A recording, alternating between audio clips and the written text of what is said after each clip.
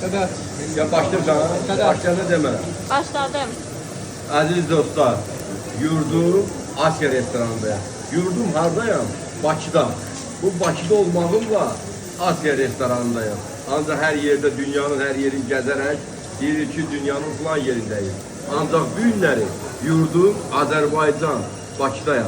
Ve bildiğiniz gibi bu günləri benim doğum günümdür. Bu doğum günüm münasibətilə her bir dost kardeşlerimizi tebrik edirik. Tebrik edirik ki, qoy həyat uğurlu olsun. Baxmayaraq, herkes hem aç, tok fərqi yoxdur. Her birine nuş olsun deyirik. Ve başladık yeməklərimizi pişirməyə. Bak kadar. Yandı, yandı. Yandı. Ağdamdayım. Bak, bak, bak. Yandı, yandı. Yanmaz, yanmaz. Sen yavaş yavaş bak, bak, bak, bak, bak. Bak, bak, bak, bak, bak, bak. Bak. Ağdamın hansı kendi değil, Şahlandı kendinde.